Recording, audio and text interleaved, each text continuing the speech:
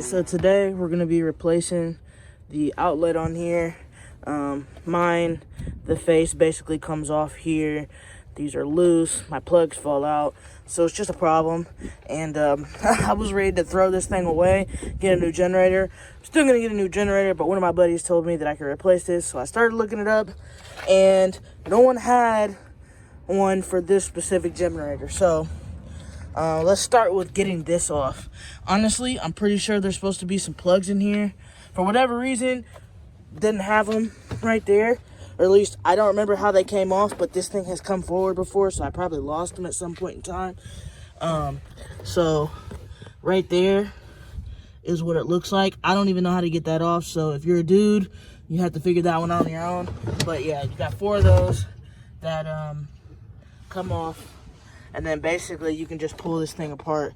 There's some teeth right here you kind of got to be careful about. Oh my god, my camera skills are bad.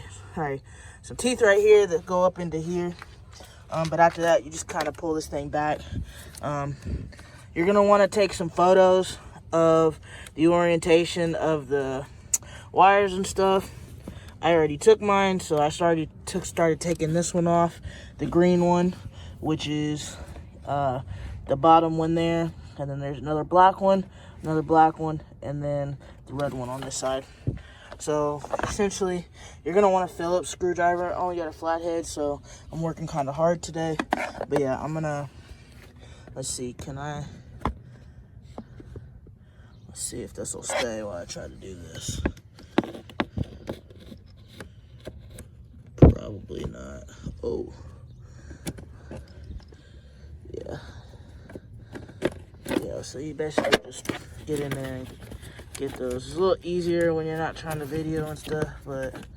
So I just realized something. In addition to you having to get the wires off, there's actually 2 bolts. So there's a bolt right here and a bolt right here. So I'm gonna have to get my ratchet and get those. I'd imagine those are kind of tiny. Don't look like 10s, but they might be 10 millimeters, but we'll find out. Well, I couldn't find my ratchet, so I used a combination of these. So I had 9/32, a 9, a 9 and a 7. They all seem to kind of get around it, and it loosened it enough for me to get it off of there. So I'm gonna put this down and try and get up underneath them.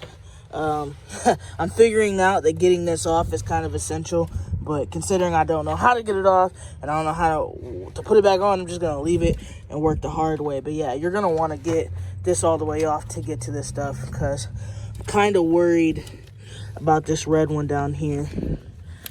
It's gonna be a challenge getting to that, so we'll see. So I ended up twisting this thing around so I could get better access to the bottom of that, because I mean, I'm taking it out anyway. I wasn't really concerned whether it was damaged. The only thing I was concerned with was that nut right there. Make sure I have that. But yeah, so that's off. Yeah, see, as soon as I started twisting that thing, the thing came all the way off. So this is just excuse me, messed up. Alright, so I ran to the store and got a new one. I went to Lowe's. This cost me, I think, $9.58. Make sure you check your part and get the right voltage and all that. So this one was a 20 amp, 125 volts. 20 amp, 125 volts, same thing. And then also, when you're at the store, make sure you're checking the sides and you have all the right connections. You got your ground and all that. So I did that. So yeah, nice new one. Same size basically. So yeah, I'm gonna put this in here. Actually, let me just go ahead and test and make sure this thing. All right, hold on a second. All right, so boom, I got it in there. Make sure to check the fitment. It goes right on them holes. So really just have to put the connections back and screw it all together. Now, I'm not saying perfect, but I'm not going for perfect, I'm going for functional. So I just need it to work. Alright, so this is the part when you go back and you check all your connections. So the first thing I'm going to connect is that ground, which was this green wire. Then I'm going to connect the 2 black wires. So this thing was like this. The ground was on this side, so it's going to be black, black, green, and then red. Moving right along, I just wanted to say I would not advise you to do this with a power tool. These should be only hand tight. You don't need to over tighten them or strip them or nothing. You don't need none of that. Let me find this other black right here. So this is gonna go right there. But I should probably straighten that out a bit.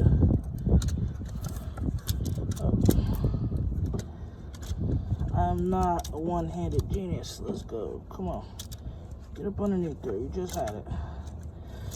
Alright, you get my drift. That goes there. I'm going to have to use my other hand because I'm just not coordinated with my left hand.